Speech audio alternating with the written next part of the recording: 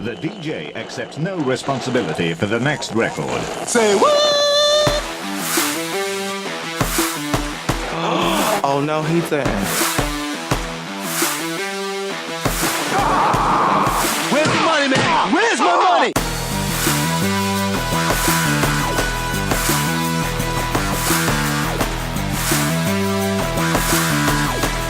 It's time to man up, America.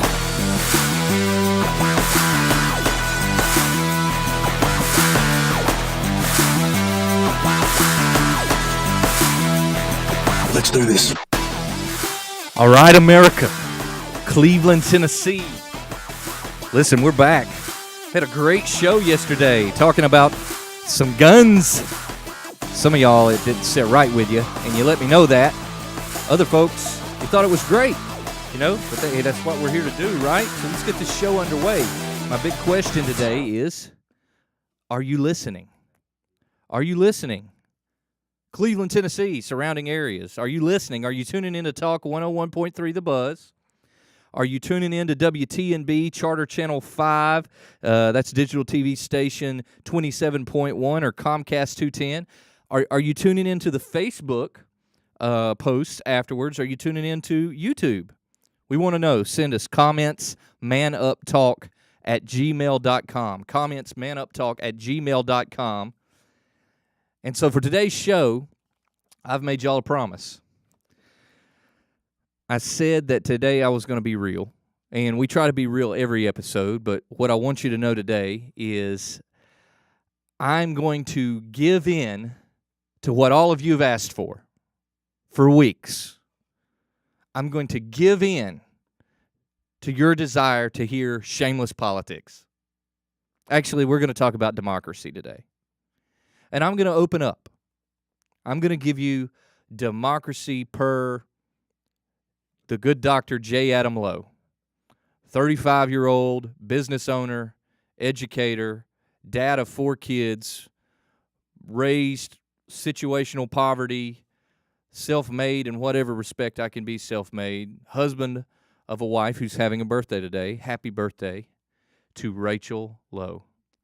I cannot express enough to you guys, those of you who are listening or even watching on YouTube or on television, I cannot express enough to you that my wife is amazing. Absolutely amazing. She is just a phenomenal woman. And I mean it. I mean, I'm not saying that just because I'm giving her props on her birthday. Happy birthday, dear. Happy birthday. You deserve it. But this weekend, we went to Nashville, Tennessee, and I watched my wife present to superintendents and principals across the state of Tennessee about how to take kids from the mindset of high school into a post-secondary mindset. For those of you who don't know what post-secondary is, it's the workforce, it is college, or whatever awaits a child on the other side of graduation. They brought my wife in to talk about those things. She had some help with some great educators locally, but I sat there in that room, and I watched her do what she does well. And today is her birthday. She deserves all the props. Happy birthday, dear. So there's that. But as a husband, as a business owner, I consider myself an average Joe. When I interact with you guys in the community, whether it's through business, whether it's through school, whether it's through sports, passing on the street, heck, in Walmart, when I'm with you, I feel like we're of a kindred spirit. I feel like I'm living the Southeast Tennessee life that most of you are living. I'll get up every day, I go to work, I take my kids to school, and I try to make it happen.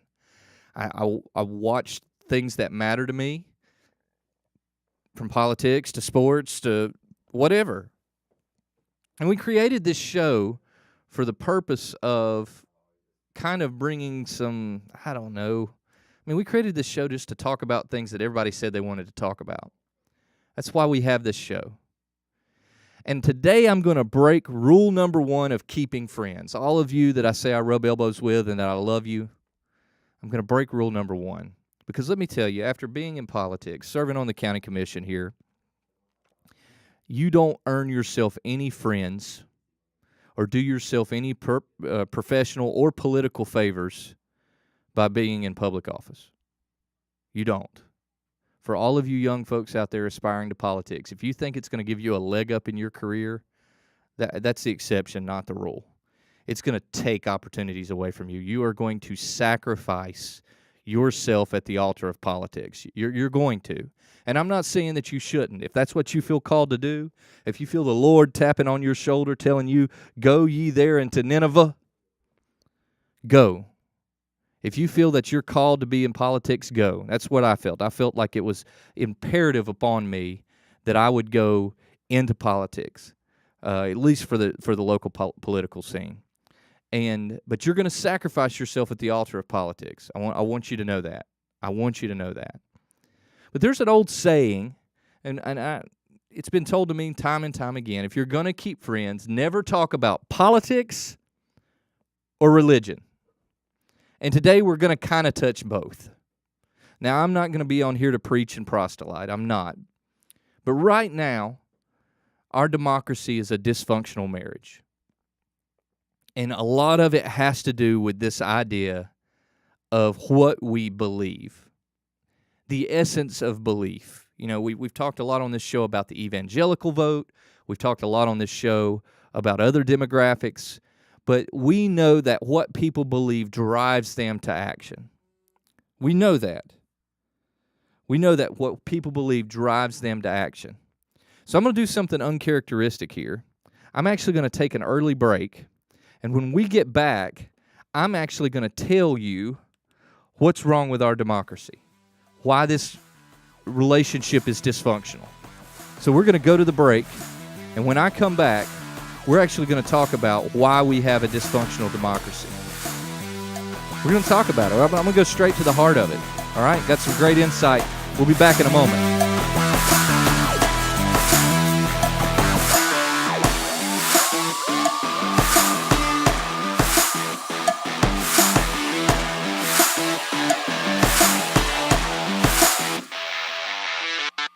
So, how's the new job? Love it. But it's not just a job, it's a career. Life insurance? Love? I told you Woodman Life is really active in the community, right? They support all kinds of community improvement projects. How's your job, by the way? Don't ask. Begin your financial career today with Woodman Life by calling 423-790-2847. Woodman of the World Life Insurance Society of Omaha, Nebraska. Woodman Life, standing strong for generations. Are you looking to refinance your home, or perhaps you're in the market to actually purchase? Take it from the good Dr. J. Adam. There's no need to go far and wide to look for mortgage help. Call 339-8086, Home Mortgage Solutions, LLC, right here in Cleveland. Their team's prepared to help you with lending, with refi options. Just give them a call, 339-8086, and tell them the good Dr. J. Adam sent you. The good Dr. J. Adam here, talking to all the gentlemen out there. For those of you with wives, girlfriends, even mothers, which would make all of you, you need to call 423-472-8887 and talk to the good folks at Bliss Day Spa. Nothing says I love you like the special treatment, the VIP treatment of the services of Bliss Day Spa. Call them today, 423-472-8887. Tell them the good doctor sent you from Men Up America. Woodman Life has been keeping its promises to members for more than 100 years. That means we've survived the Great Depression, Black Friday, and all the other ups and downs our economy has faced. In good times and bad, we're strong and stable. We're an organization your family can count on. At Woodman Life, we've always believed that slow and steady really does win the race. Our conservative investment philosophies are just one part of the strength of our organization. What really makes Woodman Life strong is the trust and loyalty of our members. Contact your local Woodman representative today by calling 423-790-2847. With 3 offices serving Southeast Tennessee, your Woodman representative standing by to help you. Woodman of the World Life Insurance Society of Omaha, Nebraska. Woodman Life, standing strong for generations.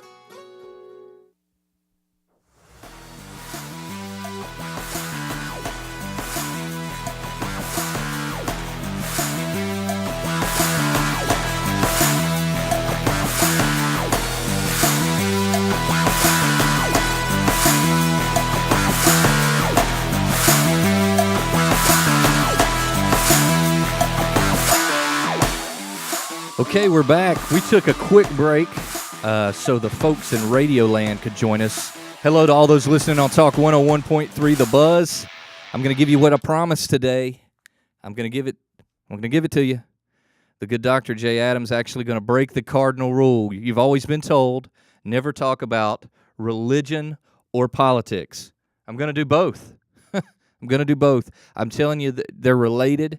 I'm not going to go into religious sects. I'm not going to go into Christianity versus Islam. I'm not doing all of that. I'm going to talk about this notion of belief. What do we believe? Because here's what we have. I'm buckling. For those of you in Radio Land, I've already told the TV audience, I am buckling to the pressure, and I'm actually going to talk about our democracy. I'm going to talk about politics. Hopefully we can talk about it here, and then we can start having some fun again here on Man Up America. But you guys keep asking. You keep asking for the political tone. I know it's on your mind. I know we've got, 10, whatever days left to the presidential election, and we'll get through. But then again, shout out to my wife. Happy birthday. Happy birthday today. Wife's an amazing woman. But I'm going to talk to you today as a father, as a business owner, as someone who takes their kids to school every day, who wakes up and goes to work. I'm going to talk to you, that guy, that when we're standing in Walmart and we're just talking to each other, that's how we're going to talk today. So to pad this a little bit, I want you to enter into a setting with me. If you can, just close your eyes.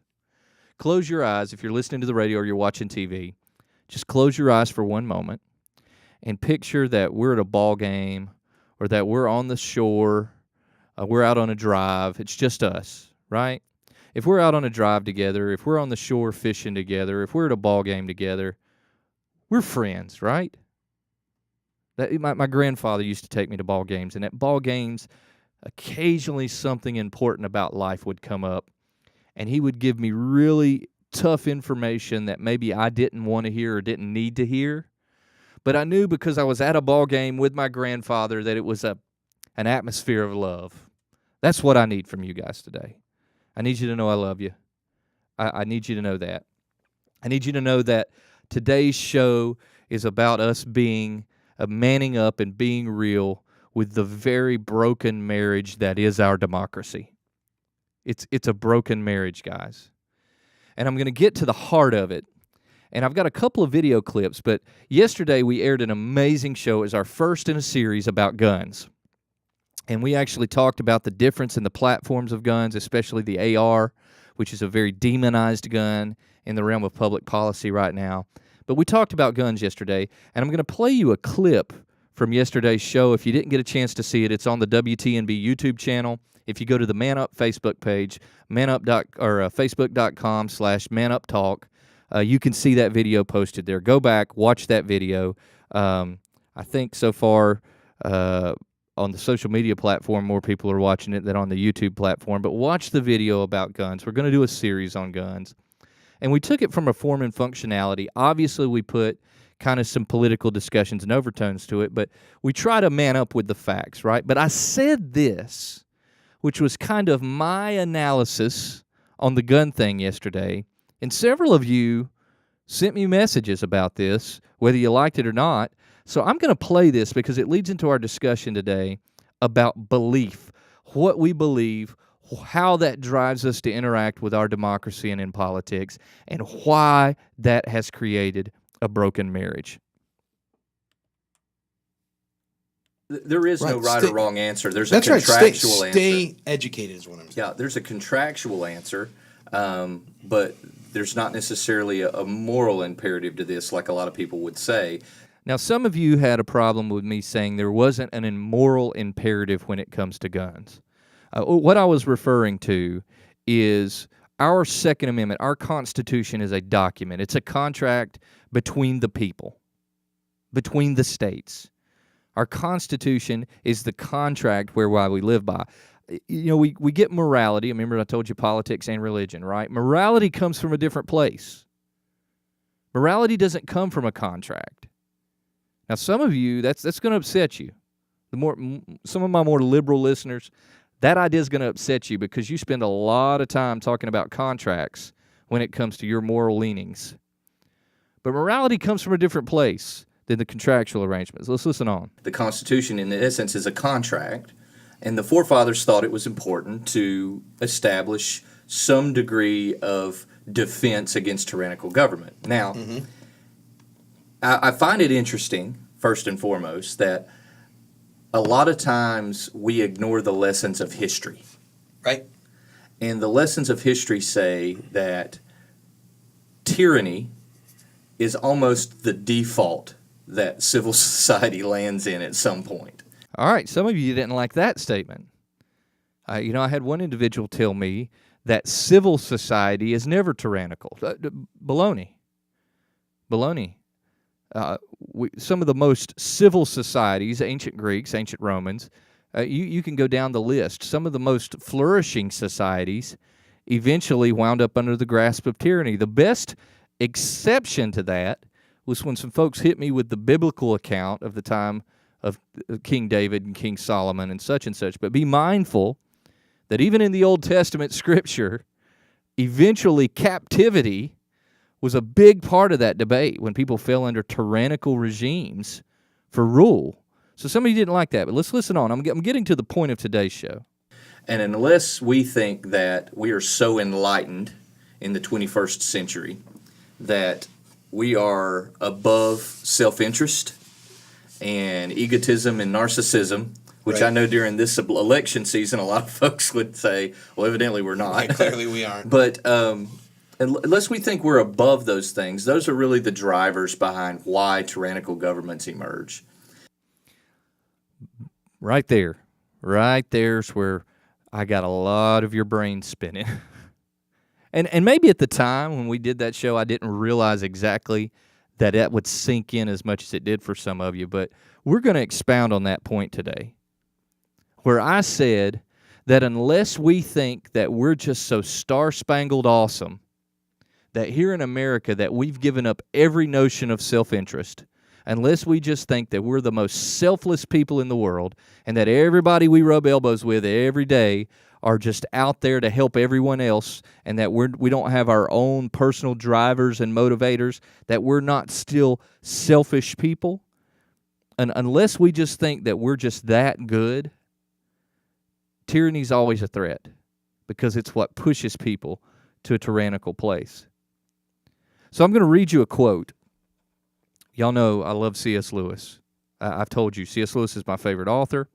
I find C.S. Lewis to be one of the most enlightened individuals, enlightened authors, and in my opinion, probably one of the best observers of human behavior and of structural systems. So I'm going to read you this quote from C.S. Lewis's work.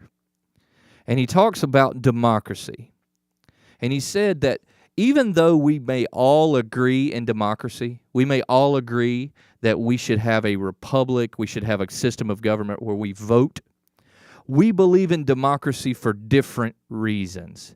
And here's where the broken marriage comes into play. You want to know why Republicans and why Democrats are so split? You want to know why conservatives and why liberals are so split? You want to know exactly why people come from a different place on things? That how they can look at the same information and come up to a different conclusion? I'm going to tell you why I think, and I think C.S. Lewis nailed it over a half century ago. I think C.S. Lewis had it on the money, and this is what he said.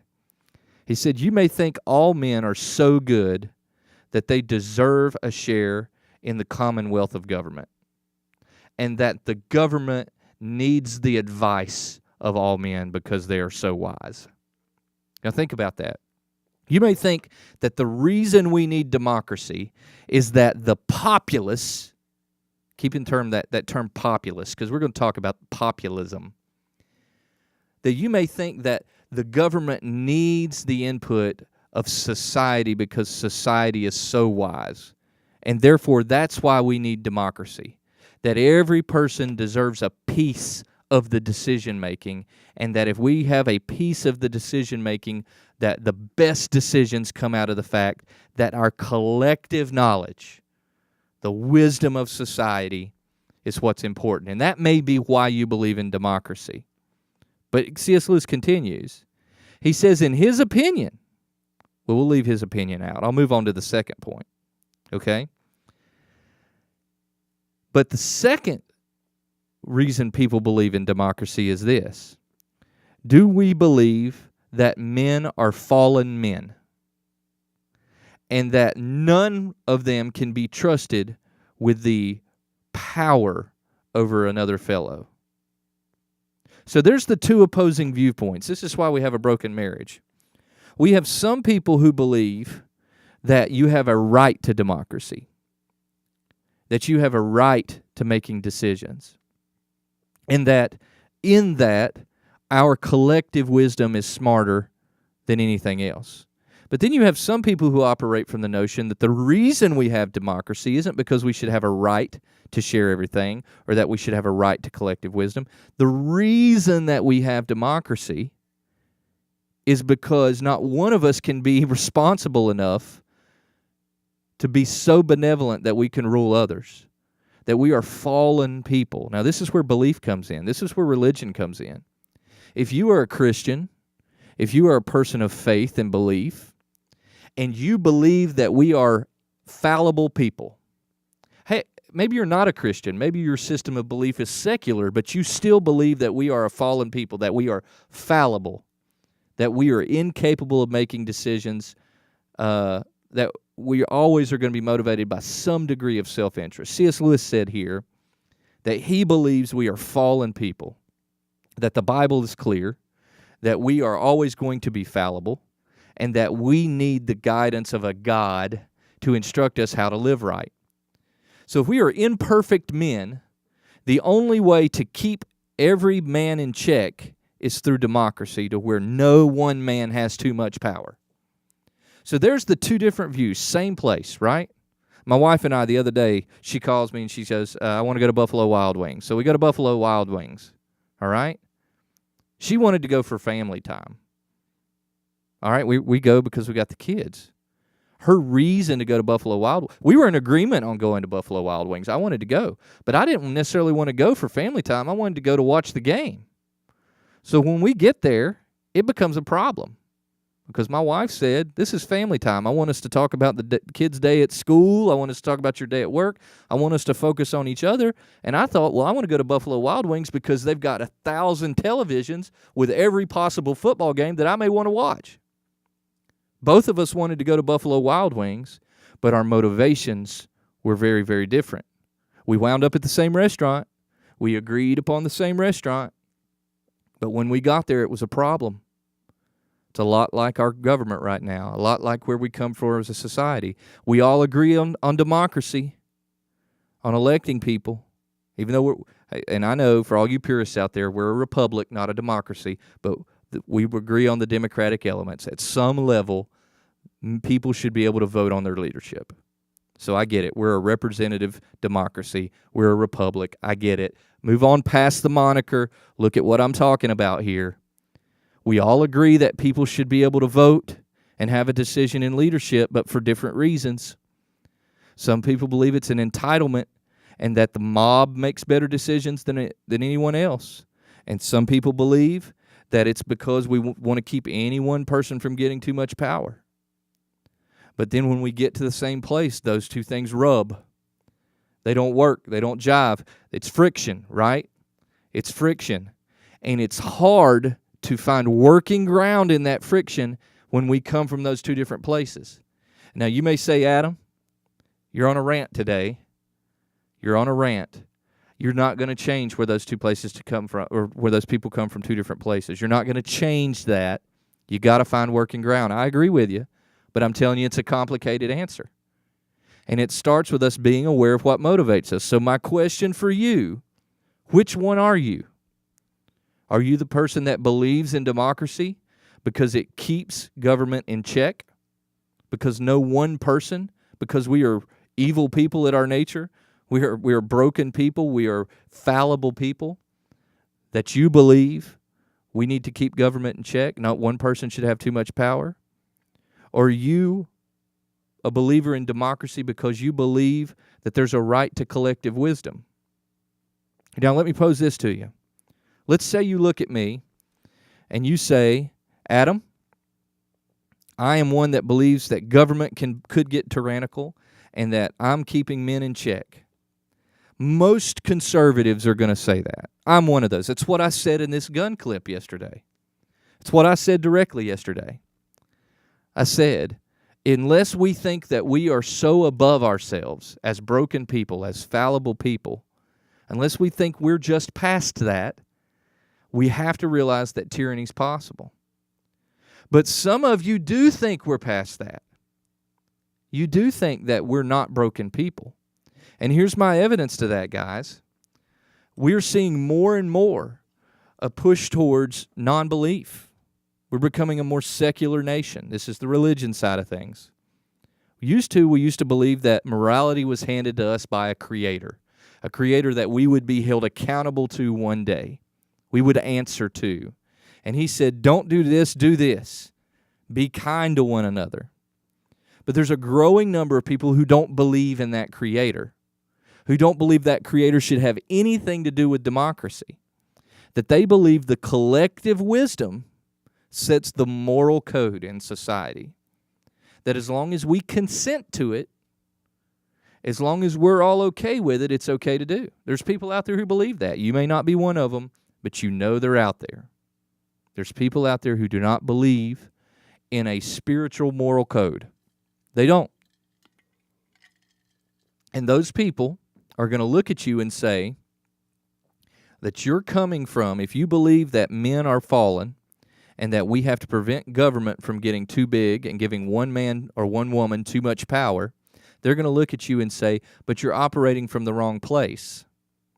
We're operating from the place that as the people decide, populism, as the people decide, that is really what's morally correct. Now, I've got an interesting clip here. It's from a rally in, it's a Hillary Clinton rally. And I'm just going to play you this clip. And there's a lady introducing Hillary Clinton. And we're not going to hear Hillary speak. But I watched this video and I thought, well, there it is. There it is, right there. Exactly what I just talked about with you. That some people believe we're a fallen people and subject to a creator and others don't. Just listen to this lady as she refuses to say the phrase under God in the context of her own speech. Watch this. Good afternoon, and what an afternoon. Thank you for being here today in the best county in the nation, Camden County. My name is Susan Shenangulo, and I'm a freeholder here in Camden County, and I'm all with you here because we are welcoming the next President of the United States, Hillary Clinton. Only Hillary can bring us together as one nation, indivisible, with liberty and justice for all. Did you catch it? Did you catch it? Only Hillary Clinton can bring us together. One nation. Oops. Don't want to say under God. Don't want to say under God because we're from the camp that believes collective wisdom, right? We're our own God here. We'll decide what's right and what's wrong. And we take that to our policy positions. Listen again. Listen again. Did you hear it? Us together as one nation, indivisible, with liberty and justice for all. All right, listen, I know I'm cherry picking, but when I watched this video, it just reinforced everything I'm trying to tell you right now. You wanted politics. You wanted us to man up on politics. I'm giving it to you guys. This is the underlying difference. And it's not necessarily a conservative or a liberal thing. This is the underlying difference in politics right now. There are people who believe we have democracy to keep government small and to keep one man from getting too much power. And we have other people who believe that all of us together are the smartest people to make moral decisions going forward, that we have a right to our piece of that democracy. Two very different places you come from, okay? Now, let's talk about that collective wisdom, okay? Let's talk about the absence of a moral code. and this is, I'm going to man up here and tell you this is my opinion, guys. And this is Adam, wake up every morning, take my kids to school, go to work, try to be a good American, try to be a good person. This is just me, okay? This is what I take away. Do we honestly think we are smarter than the experts on certain things? Because some of you do a Google search and you go to the doctor and you tell him what you have and what you need to get better. You know who you are. I see you post it on Facebook, on the socials. You throw it up on the socials. Man, I've got this. I need to get over here and I need to get this. I wish I didn't have to go to the doctor. I wish I could just call it in myself. You know who you are. You're on the socials. You're doing your thing on the socials. All right? Telling us how awesome and smart you are. Okay? Do we honestly think Joe the plumber, Bob the garbage catcher, Adam the educational financial advisor, do I honestly think that I know everything it takes to fix healthcare in this nation? Yet that side of the equation that says my vote is a collective wisdom for us to make decisions about very important issues, does that not sound a little off to you? Do we honestly think that all of the folks out there know best what's for society all the time? You know, you can cherry pick your issues. Let's go to the left real quick. Let's man up on this. All right, the left, you're going to cherry pick the issue. All right? You wanted the vote. You know, you got the vote. You got the vote. The people chose over the past few years a Republican-controlled supermajority in the state of Tennessee. The collective wisdom was conservative leadership in Tennessee. But all you do is gripe about how they make bad decisions. You know? You gripe about how they make bad decisions. Those men and women got up there and they voted against Medicaid expansion, and you gripe about the fact they voted against Medicaid expansion. Let's flip it to the other side. Conservatives. You do the same. Let's cherry pick the issue. If you honestly believe there's collective wisdom, which some of you on the conservative side may say that, we elected Barack Obama and he handed us Obamacare, and you've done nothing but complain about it. Man up with yourself, guys. You know you do not think for 1 minute that the mob makes better decisions than those who spend time in the details of understanding everything there is to know about public policy. I'll tell you, for the past 7 years, I have researched my area of expertise, academic expertise. I've published articles. I've consumed all the information possible that I could related to how money influences public policy decisions. How does money leverage against making things happen? That's my area of expertise. I can tell you every major author who's studied funding of education reform through financial leverage. Frederick Hess, Jay Green, Susan Reckhow. I can tell you what they found in their research projects. Yet I've had people over the years when I was in local government come to me and say that I didn't know what I was talking about, that they knew better. And I asked them, well, tell me why you know better. And they might say, well, I've got 3 kids in school, or I'm a teacher. And it's not that those things are valuable, or I'm an administrator. It's not that those things aren't valuable. It's that there are people out there on policy issues seeking to know everything they can in order to come up with what's factual and what might work. Don't we really want those folks most knowledgeable making important decisions? Not everything. We don't want them making everything. But to say that there's a purity and wisdom of mob rule? Really? So let's talk about this mob rule, this populism, right? We like to think of populism in the socialistic sense. We like to think of it on the liberal side of the equation. But I got news for you guys. Donald Trump's a populist. He's tapped into resentment. In fact, I'm going to go right here. We're going to go to our resident expert. Y'all use it for medical advice, right? Let's use it for definition. We're going to look up the definition of populism from Mr. Google here. I think you'll be surprised. If you don't believe me, type along with me here. Populism. All right? We're just going to read the definition of populism. At its root, populism is the belief in the power of regular people and their right to have control over their government rather than a small group of political insiders. Okay? That's one definition. That's one definition. And I want you to realize what the populism definition is devoid of. What does it believe in? It believes in the right of the people to maintain control. Populism depicts elites as trampling on the rights and values and voice of legitimate people. Haven't a lot of the folks on the Trump side of the equation been making that argument? Haven't I even said that about Trump? That there's, it's the elite, it's the classism that people are bucking up against. But here's what populism doesn't say. It doesn't say anything about what you believe. It doesn't say anything about those elites. What if those elites were King David's from the Bible? What if they were Solomon, the wisest man that ever lived? All right?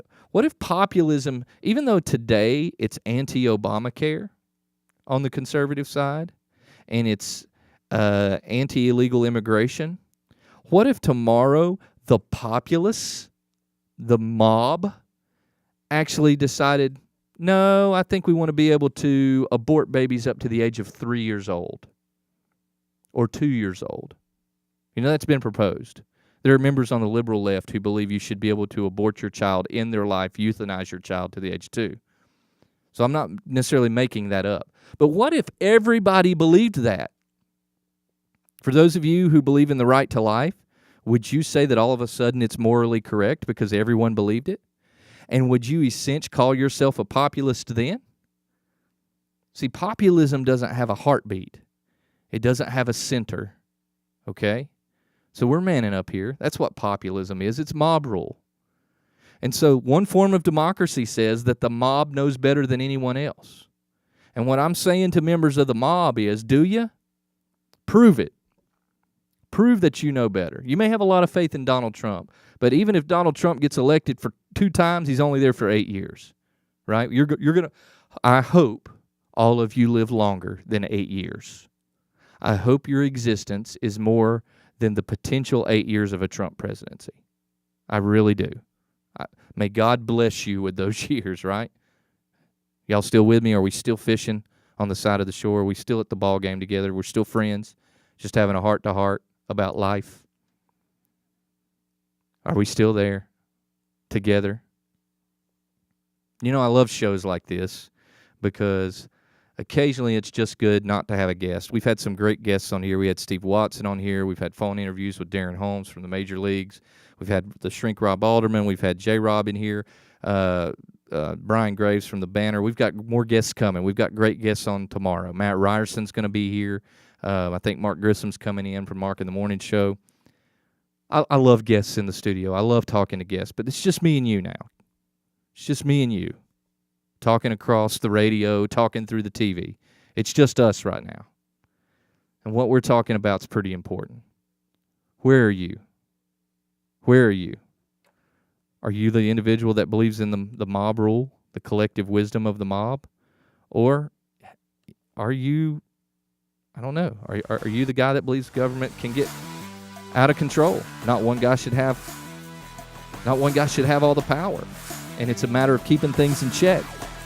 We're going to go to a quick break from our sponsors. I want to thank our sponsors. When we come back, I'm going to wrap it up. We're going to talk about what's next. We're going to talk about what's next and what we can expect going forward.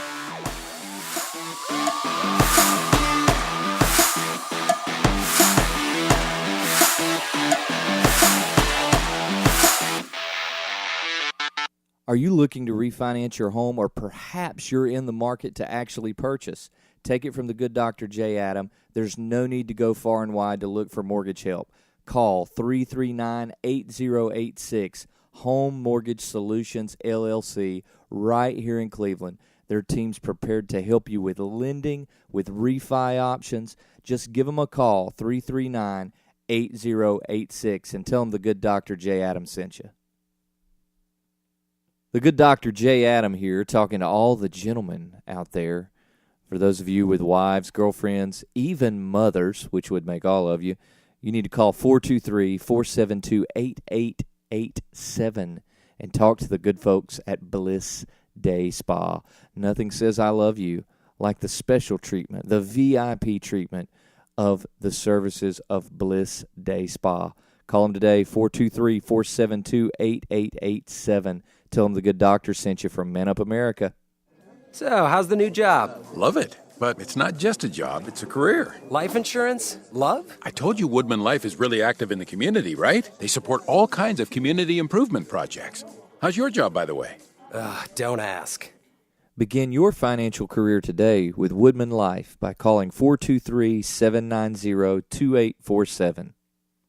Woodman of the World Life Insurance Society of Omaha, Nebraska. Woodman Life, standing strong for generations. Woodman Life has been keeping its promises to members for more than 100 years. That means we've survived the Great Depression, Black Friday, and all the other ups and downs our economy has faced. In good times and bad, we're strong and stable. We're an organization your family can count on. At Woodman Life, we've always believed that slow and steady really does win the race. Our conservative investment philosophies are just one part of the strength of our organization. What really makes Woodman Life strong is the trust and loyalty of our members. Contact your local Woodman representative today by calling 423-790-2847. With 3 offices serving Southeast Tennessee, your Woodman representative standing by to help you. Woodman of the World Life Insurance Society of Omaha, Nebraska. Woodman Life, standing strong for generations.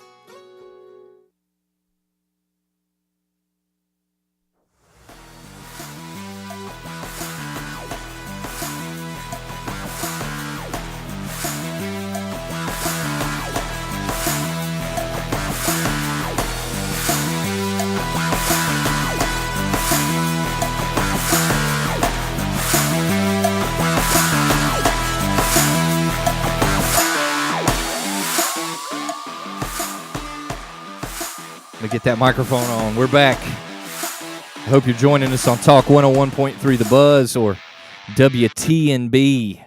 It's digital TV station 27.1, Charter Channel 5, Comcast 210. Most of you tell me you follow this after the fact on the YouTube channel for WTNB or on Facebook, and that's fine. But for those of you listening live on 101.3 The Buzz, we're glad that you're tuning in.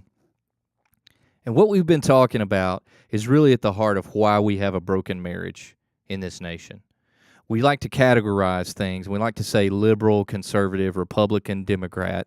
But what I want you to realize is C.S. Lewis was right when he said, though we agree upon democracy, we agree for 2 different reasons. That some people believe democracy is the right to the collective good, collective wisdom. You know, put any issue in there. That everyone has a right to health care. Everyone has a right to speech. Everyone has a right. Everyone. But there are other people who believe in democracy because it keeps any one person from having too much power. And at the heart of that belief is whether or not you believe that we are fallible, broken people. So that's where religion comes in. All right? The Judeo-Christian heart that our nation was planted on was based in this idea that we were created by a creator and endowed with inalienable rights. Do those phrases sound familiar to you? It's because they're written by our forefathers. That we were endowed by our creator inalienable rights, and that very creator was responsible for the moral code whereby we interacted with one another.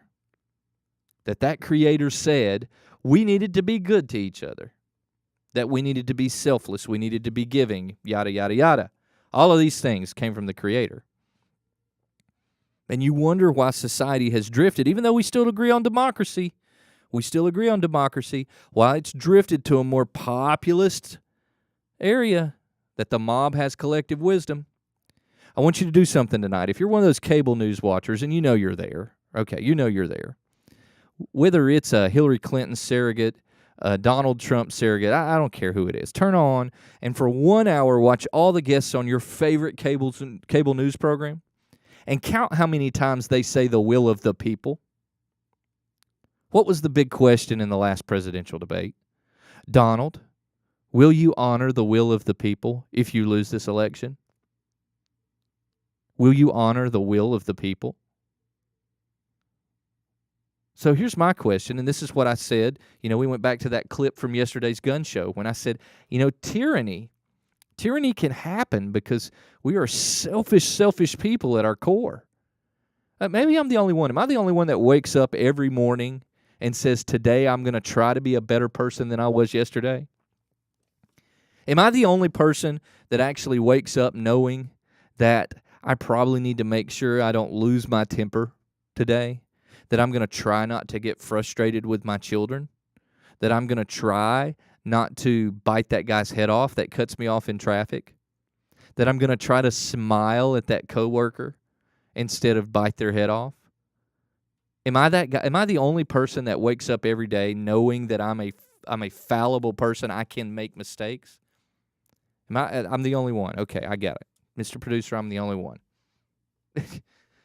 We know we're fallible people. So why do we think that if we take a bunch of imperfect people and we let the imperfect people make a decision together that they're going to make a great decision?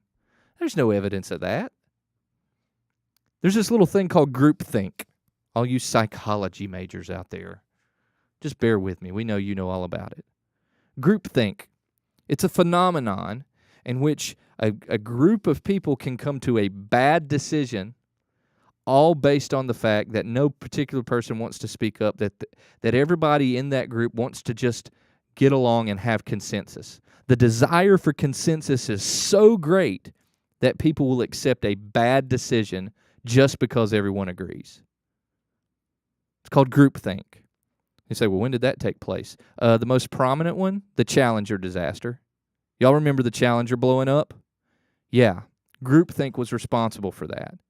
A collective meeting of all the folks from NASA, one little engineer guy is trying to tell them that they shouldn't launch. But the desire to have consensus to launch, the desire to be on schedule was greater. And even though they knew that this might happen, they did it anyway. Why? Because they wanted consensus. So all you kumbaya people out there who say we all just need to get along, do we? When it's standing for something that's true and whole and pure, do we need to get along, or do we need to be a little bit abrasive? Do we need to push people out of their comfort zone? That's part of the reason we have this program, Man Up America. Do we need to get along, or do we need to man up? If your child is fixing to put a needle in their arm to shoot up, are you standing there trying to negotiate with them just exactly how much they're going to put in their veins so you can get along? No, you're jerking that needle out of their arm. You know you are. You know you're doing that. So groupthink, this happens with mob rule. So that's my inherent problem, and I agree with C.S. Lewis. He says that, I'm just going to quote him. I'm not going to put words in his mouth. I'm going to read you exactly what he said about his thoughts. He said that the idea that the fallen men to be so wicked not one of them can be trusted with power, I believe that the true ground of democracy, I do not believe that God created an egalitarian world. I believe the authority of a parent over a child learned simply to have been as much a part of the original plan as the authority as man over beast. This is what he says, that in his opinion, he says, you may think all men good, that they deserve a share in government of the Commonwealth, and so wise that the Commonwealth needs their advice. That is, in my opinion, false, a romantic doctrine of democracy. So, guys, I've said I'm a conservative. This is why. You've heard now why I'm a conservative. Still kind to my liberal friends. We're going to have the discussion. We're going to bear the facts on this program. But that's why. I believe that men are fallen and that not one of them can be responsible enough to handle the responsibility of all of us. That absolute power corrupts absolutely. You've heard that phrase before. I believe that because I know we are broken people in need of change and we're constantly working to make ourselves better people. So when we look at a commander-in-chief, a leader of the free world, and we want to put that much on their shoulder, no. This is why I believe in representative democracy. I believe we select leaders, and we should select people with good judgment, because they're going to make decisions I am not qualified to make. If they want to call me about educational reform and finance, they can call me all day long. I've got a professional opinion on those things. But if they're going to call me about asphalt on roads, I've got to lean on someone's judgment. So I'm looking for leaders who I believe have good judgment, who know when to make a decision, when to defer to an expert.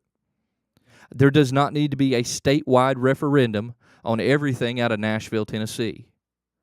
We do not need to go to the ballot box every time a decision needs to be made in Washington. Populists, do you hear me?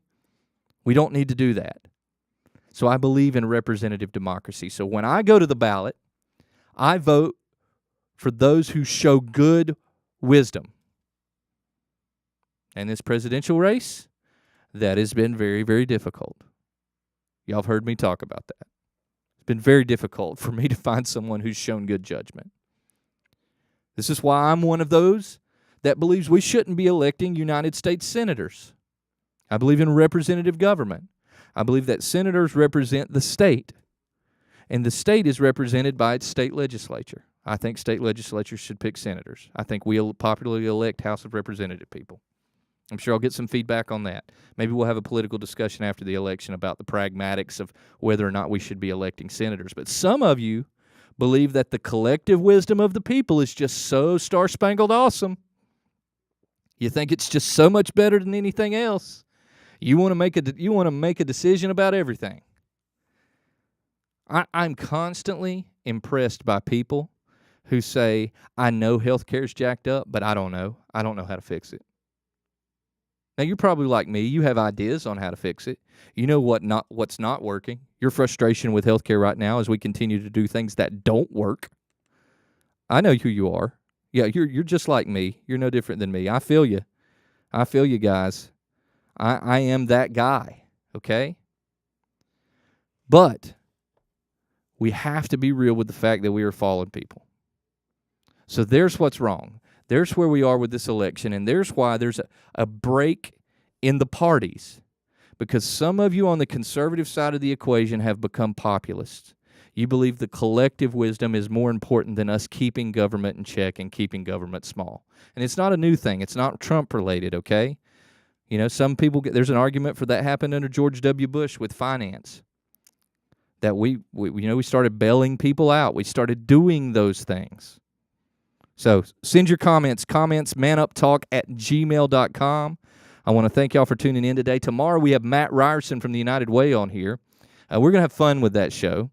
I've invited Mark Grissom in from the old Mark in the Morning show. Mark Grissom is a Cubs fan, and Matt Ryerson is an Indians fan. So we're going to get back to some more fun things tomorrow. But today I manned up with you. Democracy, religion, I did it all. And like I said, I know after 4 years on the county commission and being involved in politics, I do myself no political favors talking about this stuff. No professional favors too, guys. None whatsoever, okay? That's exactly how it rolls, all right? I'm being real with you. Thanks to Talk 101.3 The Buzz, WTNB for hosting this show. Send your comments. Tune in for the show tomorrow. You can find all the past episodes on the WTNB Facebook page, Man Up Facebook page, and the WTNB YouTube site. Are you listening? See ya.